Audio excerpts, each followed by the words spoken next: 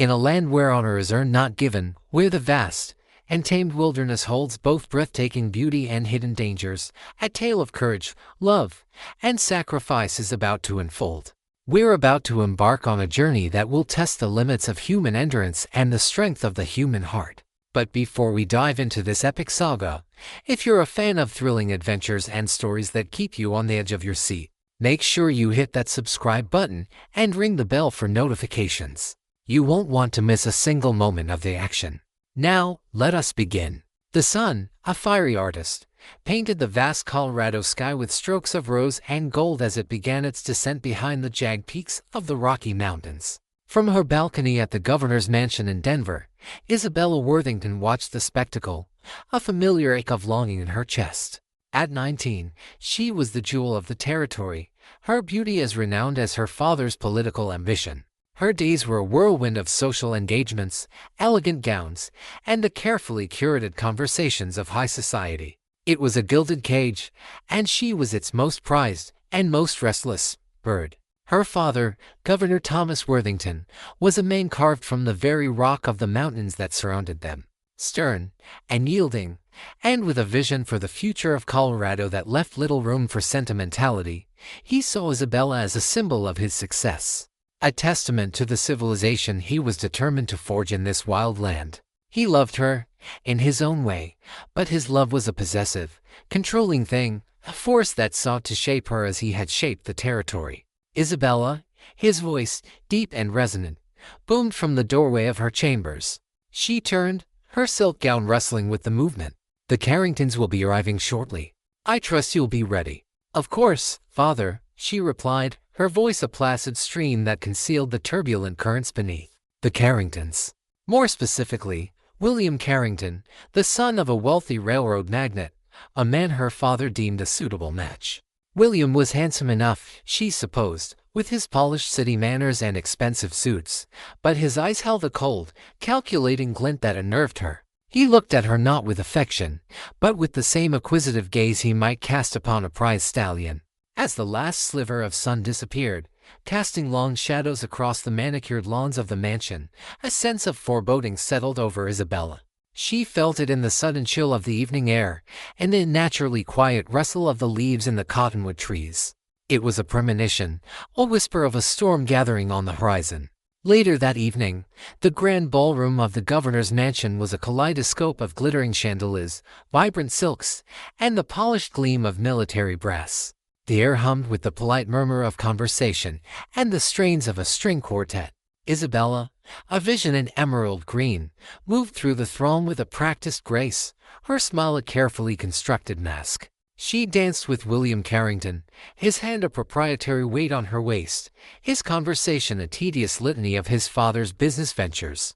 Her eyes, however, kept straying to the tall, imposing figure standing near the French doors that led to the garden. He was unlike anyone she had ever seen in these hallowed halls. His skin was the color of rich earth, his hair a cascade of raven black that fell past his broad shoulders.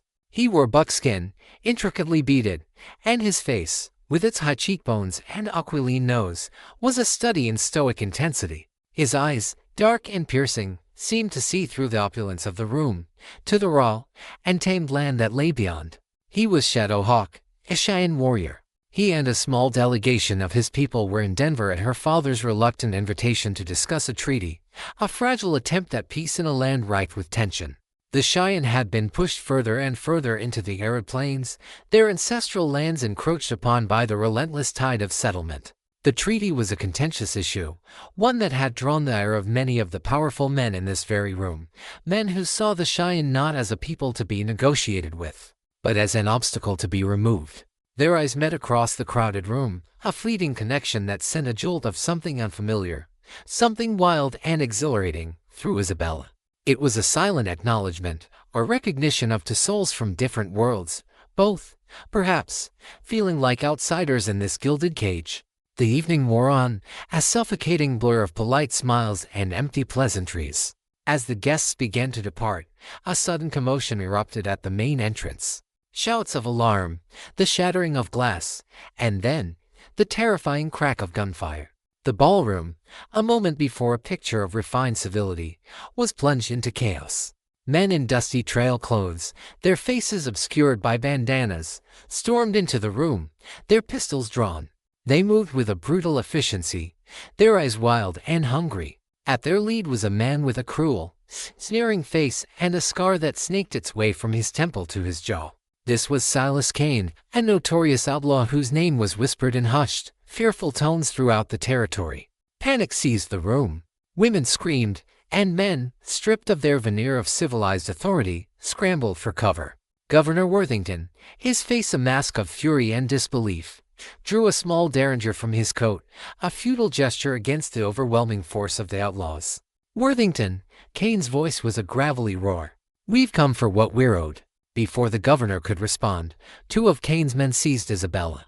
She fought back with a ferocity that surprised them, her nails scratching at their arms, her feet lashing out. But she was no match for their brute strength. A rough hand clamped over her mouth, stifling her cries, and she was dragged towards the French doors. Through the maelstrom of terror, her eyes sought out the Cheyenne warrior. Shadowhawk had not moved from his position, but his body was cold like a panther, his hand resting on the hilt of the knife at his belt. His dark eyes were fixed on her, a silent promise of something she couldn't yet name. As she was hauled out into the cool night air, the last thing she saw before a coarse burlap sack was thrown over her head was the image of Shadowhawk, a solitary, defiant figure against the backdrop of chaos, his gaze burning with a fire that would ignite the flames of a desperate and dangerous pursuit. The world for Isabella became a suffocating, jostling darkness. The rough burlap of the sack scratched at her face, and the acrid smell of dust and sweat filled her nostrils. She was thrown unceremoniously over the back of a horse, the hard saddle horn digging into her ribs with every jarring step. The sounds of the city, the shouts, the screams, the panic tolling of a distant bell, faded into the rhythmic thud of hooves on dirt. Hours bled into an indistinguishable, agonizing blur. The outlaws rode hard, pushing their horses relentlessly through the night. Isabella, her body bruised and aching, fought against the waves of nausea and terror that threatened to consume her. She focused on the feel of the horse beneath her, the rise and fall of its powerful muscles, a small, tangible reality in a world that had been violently upended. When they finally stopped, it was in the gray, pre-dawn light. The sack was ripped from her head, and she blinked, her eyes struggling to adjust to the sudden brightness. They were in a rocky canyon, the sheer, red rock walls rising up on either side like the bones of some ancient, long-dead beast. The air was thin and cold, carrying the scent of pine and damp earth. Silas Kane stood before her, his cruel smile a grotesque slash in his scarred face. "Morning, princess," he sneered, his eyes raking over her torn and dirt-stained gown. "Sleep well." Isabella, refusing to give him the satisfaction of her fear, lifted her chin and met his gaze with a defiant glare. "What do you want?" she demanded, her voice hoarse but steady. Kane chuckled, a low, guttural sound. "What do I want? I want what your father owes me. Land. Gold. He made some promises to some business associates of mine a long time ago. Promises he conveniently forgot when he put on that fancy governor's suit. You, my dear, are a reminder." He gestured to one of his men, a hulking brute with a vacant expression. "Caleb, make sure our guest is comfortable. We've got a long ride ahead." The days that followed were a grueling ordeal. They rode from sunup to sundown, their trail a winding, circuitous path through the rugged backcountry, a deliberate attempt to throw off any pursuit. Isabella's hands were bound, her every move watched. The outlaws were a coarse, brutal lot, their conversation a litany of crude jokes and violent boasts. But it was Kane who was the most chilling. He was a man who seemed to revel in cruelty, his eyes holding a cold, dead emptiness that spoke of a soul long since lost. Despite the fear and the physical hardship, Isabella's spirit refused to be broken. She observed everything, memorizing the landmarks they passed: a solitary, lightning-scarred pine, a distinctive rock formation shaped like a sleeping giant, the direction of the rising and setting sun. She listened to the outlaws' conversations, gleaning what little information she could about their plans, their destination. She was no longer the pampered governor's daughter, she was a survivor, her mind her sharpest weapon. Meanwhile, back in Denver, the governor's mansion was a hive of activity. Governor Worthington, his face a mask of grim determination, had dispatched the territorial militia, a posse of local lawmen, and a troop of cavalry from the nearby fort. The search for his daughter was a massive, sprawling operation, but the outlaws had vanished without a trace, their trail swallowed up by the vast and forgiving wilderness. Shadowhawk and his delegation had been caught in the crossfire of the abduction. In the ensuing chaos, one of the governor's guards, his judgment clouded by panic and prejudice, had accused the Cheyenne of being in league with the outlaws. It was an old, familiar story, the instinctive blaming of the other in times of crisis. A tense standoff had ensued, broken only by the intervention of a level-headed army captain who recognized the injustice of the accusation. But the damage had been done. The fragile trust that had been tentatively established during the treaty negotiations had been shattered. The governor, his grief and rage a toxic cocktail, had ordered the Cheyenne delegation to leave the city, his words laced with suspicion and contempt. Shadowhawk, his heart a cold, hard knot in his chest, had led his people away from the city of the white man, the insult a fresh wound. But he could not forget the image of Isabella being dragged away, the look of defiance in her eyes. He had seen something in her that day in the ballroom, a spirit that mirrored the wild and tamed land he called home. He felt a connection to her, an inexplicable pull that transcended the chasm of their two cultures. He knew the land in a way the soldiers and the posse never could. He could read the subtle signs they would miss: a broken twig, a displaced stone, the faintest impression of a horseshoe in the hard-packed earth. He knew the outlaws' likely routes, the hidden canyons and secret waterholes where they might seek refuge. At a council with his elders, Shadowhawk spoke of his decision. The white man's soldiers ride in circles, their eyes blind to the truth of the land, he said, his voice ringing with conviction. They will not find her, but I can. I will follow the trail, not with the noise of an army, but with the silence of the hawk. I will bring her back. There were murmurs of dissent. Some of the elders argued that this was the white man's fight, that the Cheyenne should not risk their lives for the daughter of a man who had treated them with such disrespect. But an old, wise chief named sitting there, his face a roadmap of wrinkles that spoke of a long and eventful life, silenced them with a raised hand. The governor is a man of his world, he said, his voice a low, raspy whisper. But his daughter is an innocent.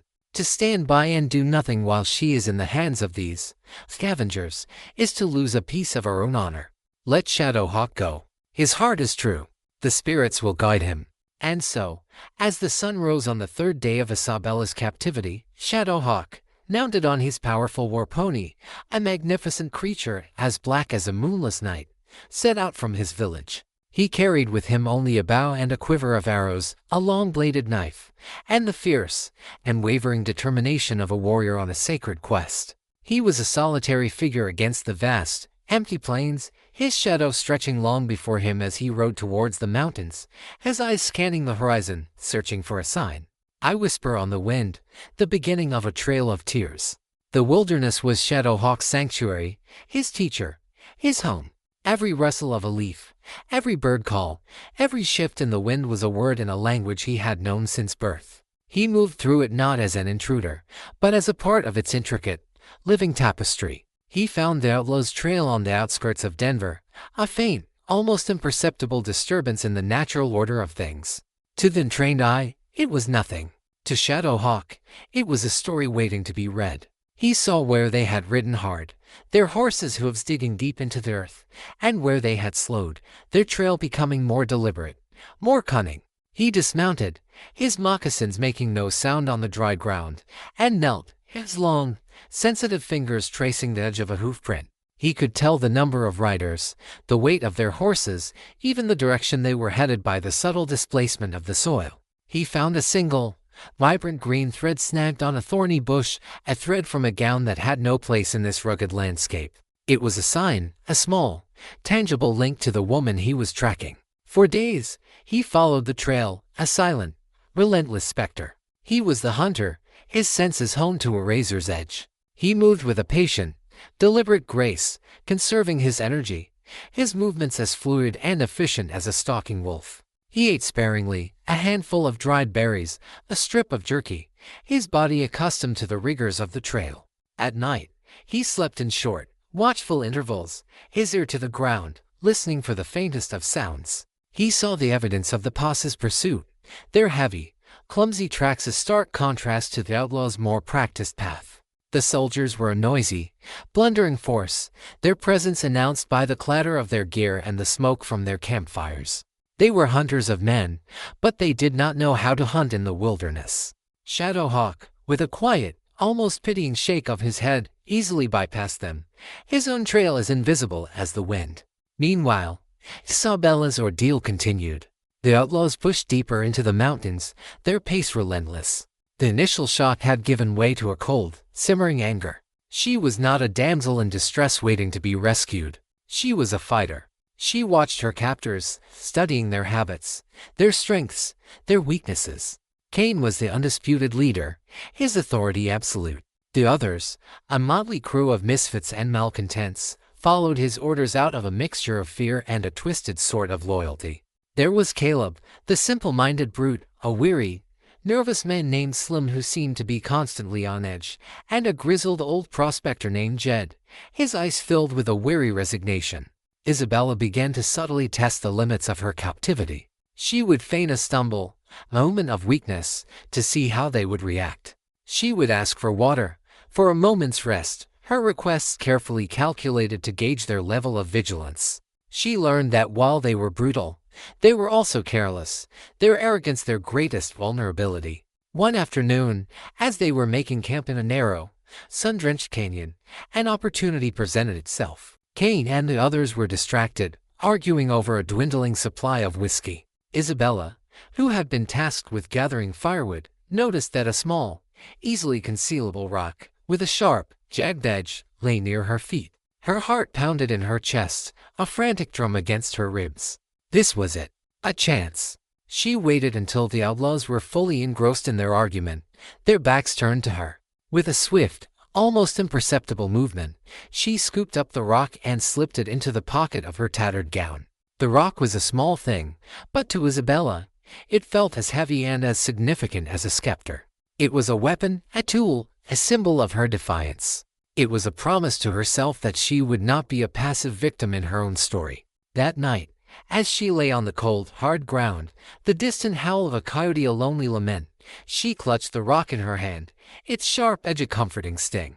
She thought of her father, his stern face, his unyielding pride. She thought of the gilded cage she had so desperately wanted to escape, a cage that now, in a strange and ironic twist of fate, seemed like a sanctuary. And she thought of the Cheyenne warrior, his dark, intense eyes, the silent promise she had seen in them. It was a fleeting, almost forgotten memory, but it was a flicker of hope in the suffocating darkness. Shadowhawk, miles away, sat by a small, smokeless fire, the flames casting dancing shadows on his stoic face. He had found the outlaws' campsite from the previous night. He saw where they had tethered their horses, where they had slept, where they had carelessly discarded the remnants of their meal. He also found something else. A small, almost invisible footprint, more delicate than the others, and, nearby, a single, long strand of dark, silken hair. He picked up the hair, his touch gentle, almost reverent. He held it up to the moonlight, and for a moment, the stoic mask of the warrior slipped, and a flicker of something deeply personal, something intensely human, shone in his eyes. He was close. He could feel it. The hunter was closing in on his prey. The game was afoot, and the stakes were higher than they had ever been.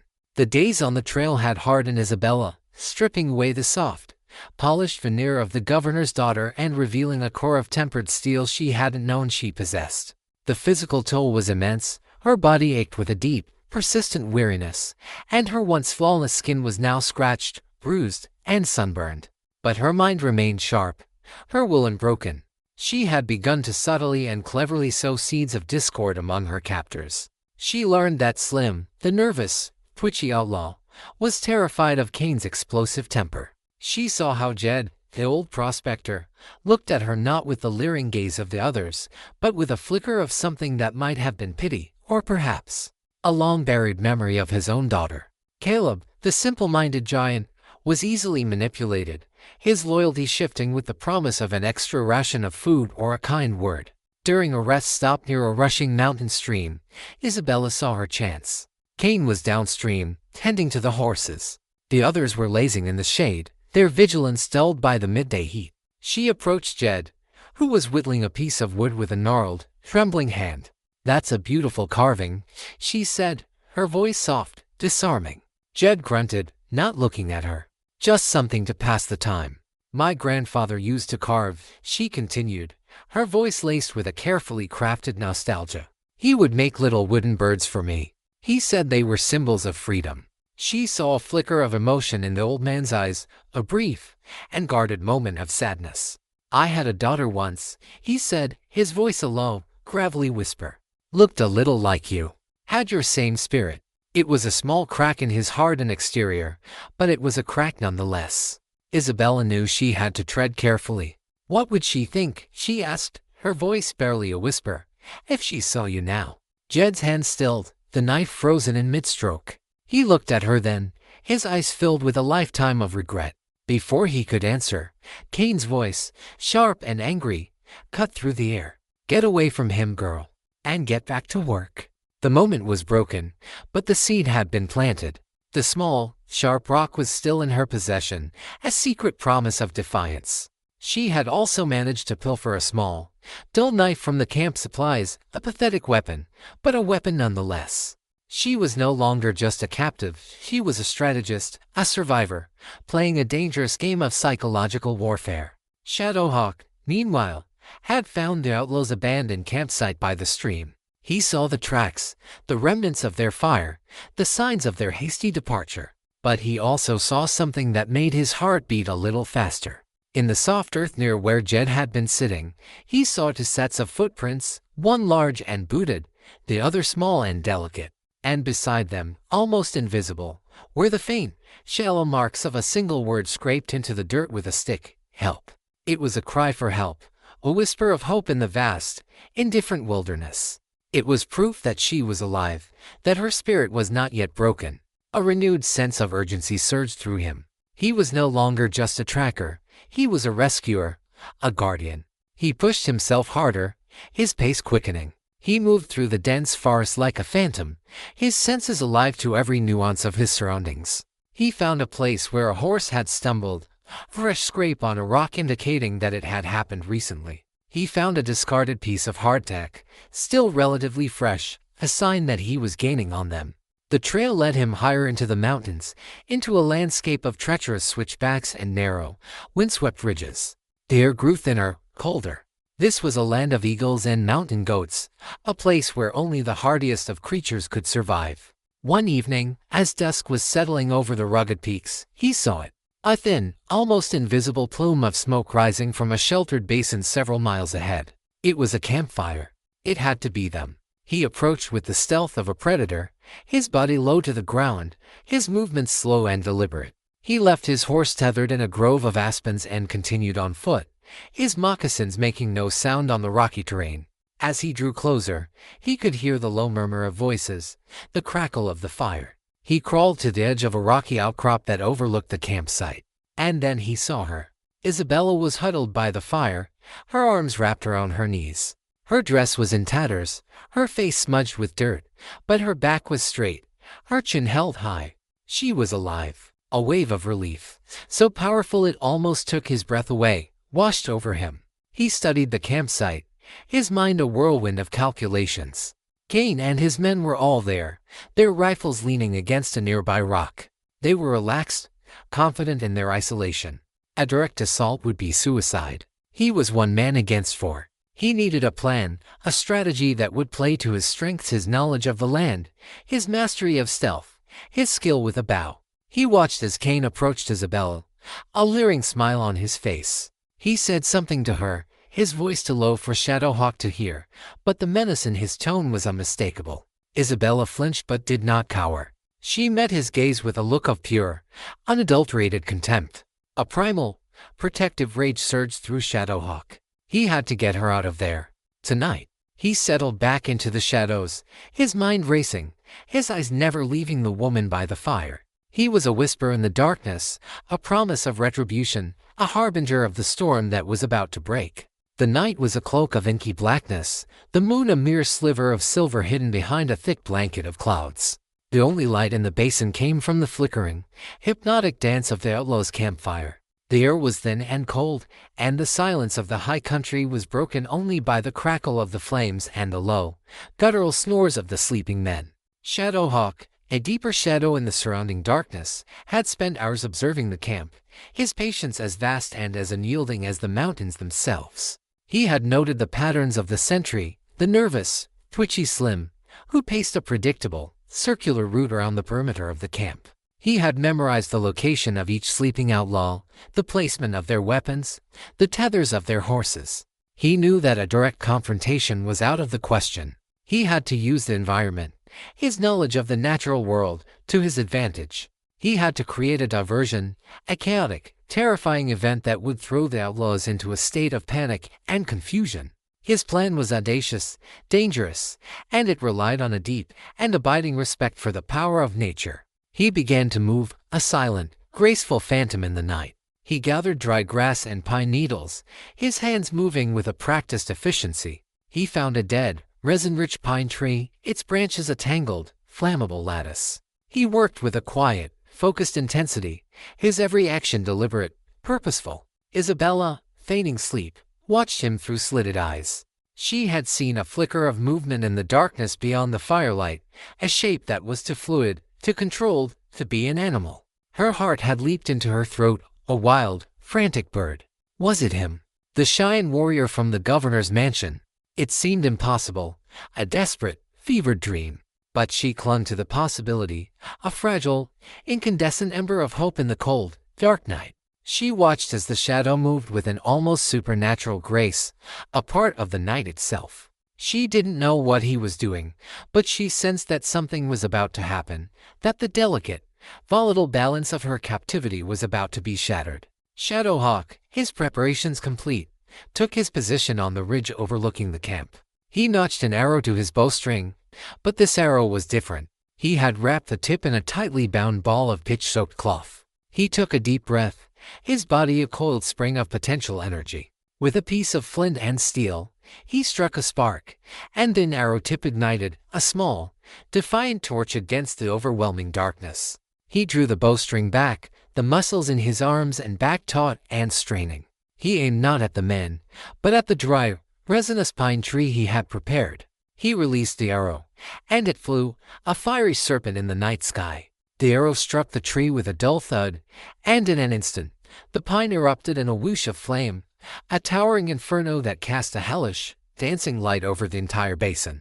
The outlaws awoke with a start, their sleep-addled minds struggling to comprehend the sudden, terrifying cataclysm. They scrambled for their rifles, their shouts of alarm a cacophony of fear and confusion. "What in the devil's name?" Cain roared, his eyes wide with a mixture of rage and disbelief. This was the diversion Shadowhawk had needed. As the outlaw's attention was focused on the roaring fire, he descended from the ridge, a silent, deadly wraith. He moved with a speed and agility that was almost inhuman. He slit the tethers of the outlaw's horses, and with a series of sharp, stinging slaps to their rumps, sent them stampeding in a panic-stricken frenzy through the camp. The chaos was absolute. Horses screamed, men shouted, and the fire roared, a hungry, insatiable beast. In the midst of the pandemonium, Shadowhawk reached Isabella. He put a finger to his lips, a silent command for her to remain quiet. He cut her bonds with a single, swift slash of his knife. "Come," he whispered, his voice a low, urgent rumble. "We must go. Now." Isabella, her mind reeling, her heart pounding with a mixture of terror and exhilaration, needed no further encouragement. She followed him, her tattered dress catching on the thorny underbrush. He led her away from the chaos, into the cool, silent darkness of the forest. Cain, his face a mask of demonic fury in the firelight, saw them. He raised his rifle and fired, the shot echoing through the canyon like a clap of thunder. The bullet whizzed past Isabella's ear, so close she could feel its heat. Shadowhawk shoved her to the ground, shielding her with his own body as another shot rang out. He returned fire with his bow, his arrows a silent, deadly response. One of them found its mark, and Slim, the nervous sentry, cried out in pain, clutching his shoulder. "Go," Shadowhawk urged, pulling her to her feet. To the horses. He led her to where he had left his own war pony and, with a powerful surge of his arms, lifted her onto its back. He leaped up behind her, his strong arms a protective circle around her. He kicked the horse into a gallop, and they plunged into the darkness, the sounds of the chaotic camp, the shouts, the gunshots, the roaring fire, fading behind them. They rode through the night, the wind a cold, sharp whip against their faces. Isabella, her body pressed against the hard, muscular form of the warrior who had saved her, felt a sense of liberation so profound it was almost painful. She was free, but she knew, with a chilling certainty, that this was not the end. It was only the beginning. Cain was not a man to be trifled with. He would hunt them. He would not rest until he had his revenge. The dance with fire was over, but the long, dangerous journey through the shadows had just begun. The first light of dawn found them miles from the basin, in a secluded grove of aspens, their white bark a ghostly contrast to the deep green of the surrounding pines. They were exhausted, their bodies aching, their clothes torn and stained with soot, but they were alive, and they were free. Shadowhawk dismounted and gently helped Isabella down. Her legs, unused to riding for so long and at such a frantic pace, buckled beneath her, and he caught her, his hands steady and strong on her arms. For a moment, they stood there, the silence of the forest a soft blanket around them. "Thank you," she said, her voice a little more than a whisper. "You saved my life." He simply nodded, his dark eyes searching her face, assessing her for any injuries.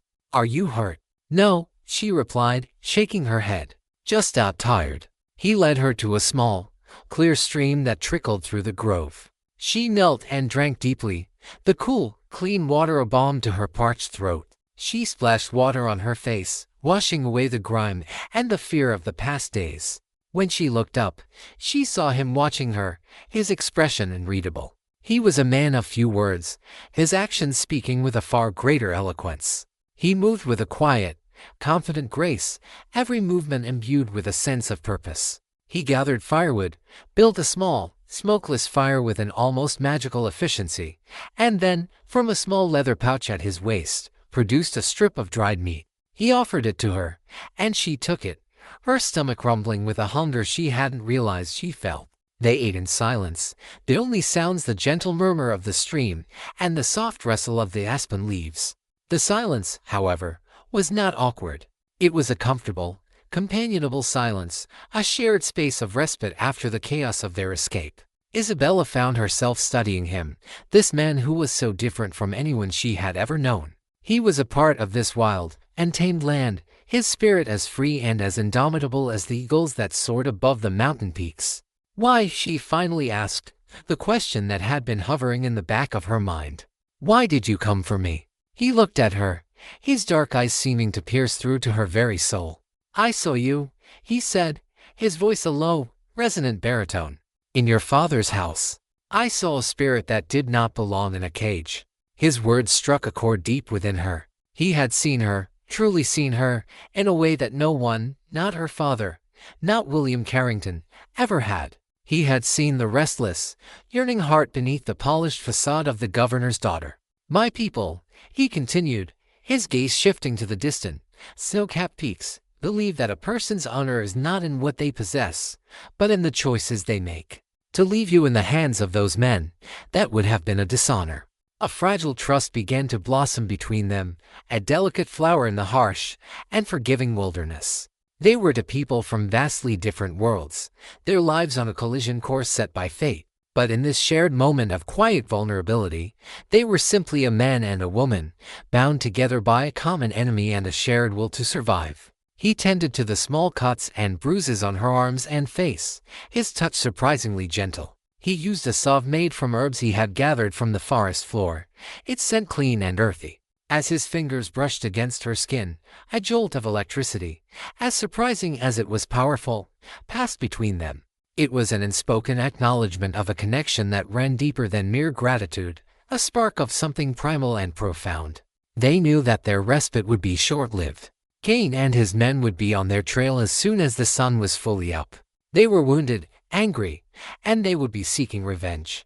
"We must keep moving," Shadowhawk said, his voice pulling Isabella from her reverie. "They will follow our tracks." "Where will we go?" she asked. "To my village," he replied. "It is a long journey, and the way is dangerous.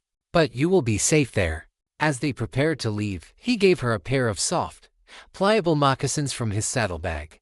"These will be better for walking," he said, his eyes avoiding hers, a hint of a blush on his high cheekbones.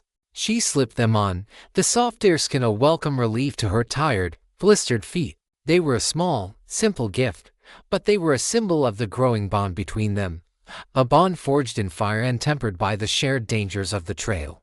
They mounted the war pony, Isabella once again seated in front of him, his body a warm, solid shield at her back. As they rode out of the grove, she looked back at the small, sheltered clearing, a place of unexpected peace and nascent trust. She knew that the journey ahead would be fraught with peril, that the shadows of their pursuers would be long and persistent. But for the first time since her abduction, she did not feel alone. She was with the Cheyenne warrior, a man of honor, a man who had seen her spirit and had fought to set it free. And in his presence, she found a strength and a courage she had never known she possessed. Silas Kane was a man consumed by a cold, black rage. He stood amidst the smoldering ruins of his camp, the acrid smell of burnt pine and shattered pride filling his nostrils. His arm was in a makeshift sling, a searing reminder of the Cheyenne warrior's deadly accuracy. Slim was dead, a silent, staring corpse, a testament to the warrior's ruthlessness. The other two men, Caleb and Jed, were shaken, their bravado replaced by a sullen, fearful silence. "He'll pay for this," Kane hissed, his voice a low, venomous whisper. "They'll both pay." He was not a man to be trifled with. He was a predator, a serpent, and his pride had been wounded. He would not rest until he had his revenge. He would hunt them to the ends of the earth if he had to. He found their tracks leading away from the basin, the hoof prints of a single horse, a clear, hunting trail. "They're on foot," he snarled, a cruel, triumphant smile twisting his lips. "They won't get far." He was wrong.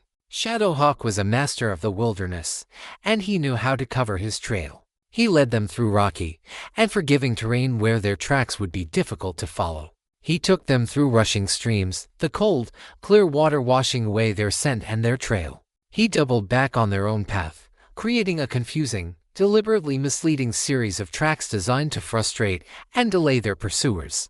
The journey was a grueling test of endurance for Isabella. Her body, accustomed to the soft comforts of civilization, screamed in protest at the relentless pace, the rough terrain, the constant, gnawing fear. But with every step, with every sunrise, she found a new reserve of strength. The wilderness, once a terrifying, alien world, was beginning to reveal its secrets to her. Shadowhawk was her teacher, her guide, her protector. He taught her how to read the signs of the land, how to find water, which plants were safe to eat, how to move through the forest with a quiet, watchful grace. He taught her the names of the stars, the legends of his people, the stories that were woven into the very fabric of the mountains and the plains. She, in turn, told him of her world, a world of books and music, of politics and society. She spoke of her dreams, her fears, her longing for a life of meaning and purpose, a life beyond the gilded cage of her father's expectations. They spoke in hushed tones around their small, carefully concealed campfires at night, their voices a soft murmur against the vast, silent backdrop of the wilderness. They were to people from different worlds, but they found a common ground in their shared humanity, their mutual respect, their growing affection for one another. One evening, as they were camped in a high mountain meadow, the sky a breathtaking tapestry of stars, Shadowhawk pointed to a constellation. "That is the Great Bear," he said, his voice a low, gentle rumble. "My people believe that he is a guardian, a protector of the innocent." Isabella looked at him, his strong, noble profile silhouetted against the star-dusted sky. "Like you," she said, her voice soft with an emotion she could no longer deny. He turned to her, his dark eyes searching hers in the soft starlight. He reached out and gently touched her face, his calloused fingers a tender caress against her skin. In that moment, the world seemed to fade away, leaving only the two of them, two souls connected by a bond that transcended words, that transcended the boundaries of their two worlds. But the serpent was never far behind. Cain, driven by his obsessive need for revenge, was a relentless pursuer. He was a skilled tracker in his own right, and though Shadowhawk's trail was clever, it was not perfect. Cain found a broken twig here, a scuffed rock there, small, almost imperceptible signs that told him he was still on the right path. He and his remaining two men were a grim, determined trio. They pushed themselves to the brink of exhaustion, their faces gaunt, their eyes burning with a feverish intensity. The hunt had become an obsession, a personal vendetta that had long since surpassed any thought of ransom or reward. One afternoon, as Shadowhawk and Isabella were making their way down a steep, scree-covered slope, they heard the unmistakable sound of a gunshot echoing through the canyon below. It was followed by another, and then the faint, triumphant shout of a man. They froze, their hearts pounding in their chests. They had been seen. The serpent had found them. "This way," Shadowhawk said, his voice a low, urgent command. He pulled her into a narrow, rocky crevice, a small, natural hiding place in the vast, exposed mountainside. They crouched in the shadows, their bodies pressed together, their breathing shallow and ragged. They could hear the outlaws' voices now closer, more distinct. They were searching, combing the mountainside, their shouts echoing off the canyon walls. "I saw them," Kane's voice, raw with a triumphant fury, cut through the air. "They can't hide from me. Find them." The voices grew closer, the sound of their boots on the loose rock a terrifying drumbeat of impending doom. Isabella closed her eyes, her hand gripping Shadowhawk's arm, her knuckles white. This was it. There was no escape. Shadowhawk, his face a mask of grim determination, drew his long-bladed knife. He was a warrior, and he would not be taken without a fight. He would protect her, even if it meant sacrificing his own life. The serpent was at their door, and the final, deadly confrontation was at hand. The sound of Kane's men scrambling on the rocks above them was the sound of a closing trap. Isabella's breath hitched in her throat, a small, sharp sound of fear in the tense silence. Shadowhawk put a calming hand on her shoulder, his touch a silent reassurance. He pointed upwards, towards a narrow, almost invisible ledge that ran along the cliff face, partially obscured by a gnarled, ancient juniper tree. It was a perilous, desperate path, but it was their only chance. He whispered his plan in her ear, his breath warm against her skin. It was a gamble, a dangerous, death-defying maneuver that would require all of her courage and trust. She nodded, her eyes wide but resolute. She would not be the weak link. She would not be the reason they were caught. As Kane's men moved past their hiding place, their attention focused on the terrain below, Shadowhawk and Isabella began their ascent. It was a heart-stopping, vertical climb, their fingers and feet searching for purchase on the rough and forgiving rock. The ledge was barely wide enough for a single person, a narrow, windswept ribbon of stone with a sheer, dizzying drop to the canyon floor below. They moved with a slow, agonizing precision, their bodies pressed flat against the cold stone. Isabella refused to look down, her eyes fixed on Shadowhawk's back, his steady, confident movements her only guide. He was her anchor, her protector, her eagle leading her to safety. They reached the relative safety of the juniper tree just as Kane and his men realized they had been tricked. A roar of fury echoed from below, followed by a volley of gunshots. Bullets ricocheted off the rock around them, sending chips of stone flying like deadly shrapnel. They were pinned down, trapped in their precarious, windswept perch. The eagle's lair had become a cage. "We can't stay here," Shadowhawk said, his voice a low, urgent rumble.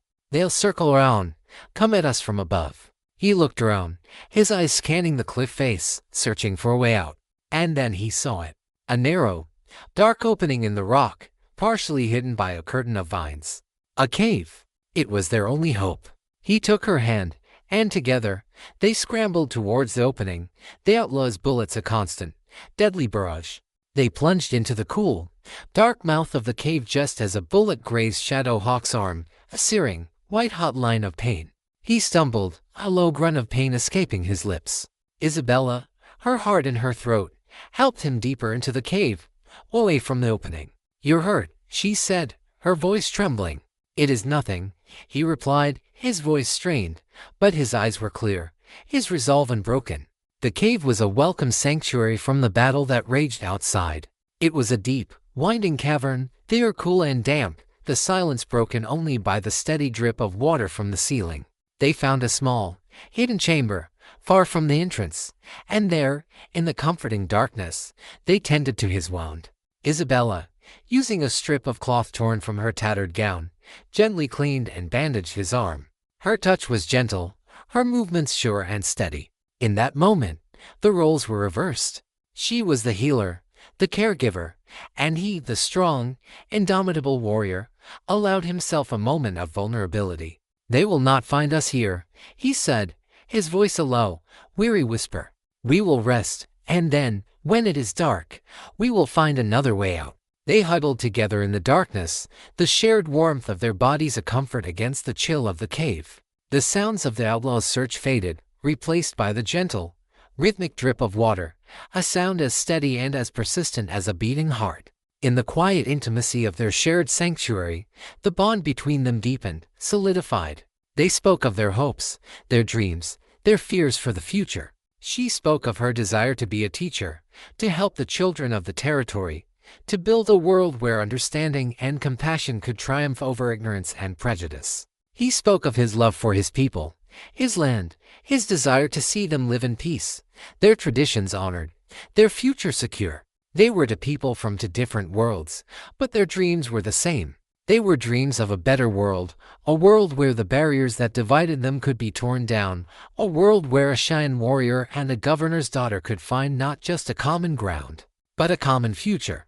As the hours passed, a profound sense of peace settled over them. They had found a temporary respite from the storm, a quiet, sheltered harbor in the midst of a raging sea. But they both knew that the serpent was still out there, coiled and waiting. The eagle's lair had provided a temporary sanctuary, but the final, deadly confrontation was yet to come. And they would face it, not as a warrior and a captive, but as two people united by a love that had been forged in the crucible of fire and adversity. A love as strong and as enduring as the mountains themselves. The cover of darkness was their ally. They emerged from the cave like creatures of the night, their senses heightened, their movements silent and sure. Shadowhawk, though weakened by his wound, was a grim, determined leader. He knew of another way down the mountain, a treacherous, little-known game trail that would be all but invisible to their pursuers. The descent was a grueling, nerve-wracking ordeal. They moved through a landscape of shifting scree and thorny underbrush, the darkness a thick, suffocating blanket. Every rustle of a leaf, every snap of a twig, sent a jolt of adrenaline through them. They reached the canyon floor just as the first, faint hint of dawn began to lighten the eastern sky. They were exhausted, their bodies bruised and scratched, but they were alive, and they were still free. They found a sheltered place to rest, a small, hidden grove of cottonwoods near a gurgling stream. As Shadowhawk tended to his wound, a new, more potent poison began to work its way through his veins. The bullet had been coated in a foul, dark substance, a crude but effective poison that was now beginning to take its toll. He grew pale, his breathing shallow, a feverish glaze in his eyes. He tried to hide it, to maintain his stoic facade, but Isabella saw the subtle signs, the slight tremor in his hand, the beads of sweat on his brow. "You're sick," she said, her voice filled with a new, more terrifying fear. "It will pass," he insisted, his voice a low, strained whisper. But it didn't pass. The fever grew worse, and he slipped into a state of delirium, his mind a fevered swamp of fragmented memories and haunting visions. He spoke in the language of his people, his words a desperate, rambling plea. Isabella was alone, terrified, in the middle of a vast, unforgiving wilderness, with the men she loved dying before her eyes. The governor's daughter, the pampered socialite, was gone, replaced by a fierce, determined woman who would not let him die. She remembered the things he had taught her, the lessons of the wilderness. She recognized the herbs he had used to treat her own minor injuries, and she set about gathering them, her mind sharp and focused despite the fear that threatened to overwhelm her. She made a cool compress for his fevered brow, a poultice for his wound. She forced sips of water between his parched lips. She sat by his side, a tireless, vigilant guardian, her hand on his, her voice a low, soothing murmur, a lifeline in the turbulent sea of his delirium. As the sun reached its zenith, a new, more immediate threat emerged. She heard the sound of approaching horses, the low, menacing voices of men. Cain and his remaining 2 men had found their trail. Panic seized her, a cold, paralyzing wave. She looked at Shadowhawk, helpless, his life hanging by a thread. There was nowhere to run, nowhere to hide. And then, something inside her shifted. The fear was still there, a cold, hard knot in her stomach, but it was overshadowed by a new, more powerful emotion, a fierce, protective rage. They would not take him. They would not harm him. She would not let them. She took his knife, its weight a cold, comforting reality in her hand. She found a place behind a thicket of willows, her heart pounding a frantic, desperate rhythm against her ribs. She was no warrior, but she would fight like one. For him. Cain, Jed, and Caleb rode into the clearing, their faces grim, their eyes scanning for any sign of their quarry. They saw the still, silent form of Shadowhawk, and a cruel, triumphant smile spread across Cain's face. "Well, well," he sneered, dismounting from his horse. "Looks like the great warrior has fallen." He approached Shadowhawk, his pistol drawn. "This is for Slim," he said, his voice a low, venomous hiss. Just as he was about to pull the trigger, Isabella burst from her hiding place, a wild, ferocious cry on her lips. She lunged at him, the knife held high, her eyes blazing with a protective fury that stunned him into a moment of shocked inaction. Her attack was clumsy, desperate, but it was fueled by a love and a courage that he could not comprehend. She was a lioness protecting her mate, a force of nature that would not be denied. The element of surprise gave her a momentary advantage, but Cain was a seasoned, brutal fighter. He easily disarmed her, his hand a cruel vice on her wrist. He backhanded her across the face, the force of the blow sending her sprawling to the ground. He stood over her, his face a mask of sadistic glee. "You've got spirit, girl," he said, his voice a low, menacing growl. "I'll give you that. It'll be a pleasure to break it." He raised his pistol, but before he could fire, a new, unexpected sound filled the air. The thunder of hoofbeats, the war cries of a dozen warriors, the shrill, terrifying whistle of arrows. A war party of Cheyenne warriors, led by the wise old chief, sitting there, burst into the clearing, their faces painted for battle, their eyes burning with a righteous fury. They had been searching for Shadowhawk, their concern for their young, brave warrior overriding any lingering resentment towards the white man's world. The outlaws, caught completely by surprise, were no match for the swift, deadly assault. Caleb, the simple-minded brute, was the first to fall, an arrow in his chest. Jed, the old prospector, threw down his gun, his face a mask of weary resignation. He had seen enough. Cain, his face a contorted mask of rage and disbelief, turned to fight, but he was quickly overwhelmed. He was a serpent, but he was no match for a pride of lions. The battle was over as quickly as it had begun. The clearing was silent once more, the only sounds the soft stamping of the horses and the gentle murmur of the stream. Isabella, her face bruised but her spirit unbroken, rushed to Shadowhawk's side. The Cheyenne warriors gathered around their fallen comrade, their faces a mixture of concern and respect. Sitting there, his wise old eyes taking in the scene, knelt beside Shadowhawk. He examined the wound, his touch gentle, his expression grim. "The serpent's poison is strong," he said, his voice a low, somber rumble. "But the spirit of the eagle is stronger." He looked at Isabella, his gaze a mixture of surprise and admiration. "You have the heart of a warrior," he said, his voice filled with a newfound respect. "You fought for him. You protected him. You have earned a place of honor among our people." They gently lifted Shadowhawk onto a travois, and the war party, now a rescue party, began the slow, solemn journey back to their village. Isabella walked beside him, her hand never leaving his, her heart a tumultuous mixture of fear, hope, and a love that had been tested in the crucible of the serpent's last strike. The journey was not over, but for now, they were safe, surrounded by the fierce, loyal warriors of the Cheyenne nation. The Cheyenne village was nestled in a hidden valley, a place of serene, natural beauty that seemed a world away from the violence and the chaos of the past weeks. It was a place of quiet dignity, of strong, proud people, of a deep, abiding connection to the land. Isabella was treated not as an outsider, but as an honored guest. The story of her courage, of her fierce, unwavering defense of Shadowhawk, had preceded them. She was the woman with the warrior's heart, a name that filled her with a sense of pride and belonging she had never known. Shadowhawk was taken to the Medicine Lodge, a sacred space where the tribe's shaman, a wise, ancient woman named She who weaves the dawn, worked her healing arts. The serpent's poison was strong, and for several days, he hovered in the twilight world between life and death. Isabella rarely left his side. She helped the shaman, grinding herbs, preparing poultices, her presence a constant, soothing balm. She spoke to him, her voice a low, gentle murmur, telling him stories of her world, of her hopes for their future, a future she could no longer imagine without him. Slowly, miraculously, he began to heal. The fever broke, the color returned to his face, the light to his eyes. When he finally awoke, his mind clear, his body weak but on the mend, the first word he spoke was her name. "Isabella," he whispered, his hand reaching for hers. "I'm here," she replied, her voice thick with emotion, her tears a warm, cleansing rain. "I'm not going anywhere." In the weeks that followed, as Shadowhawk regained his strength, their love blossomed in the peaceful sanctuary of the Cheyenne village.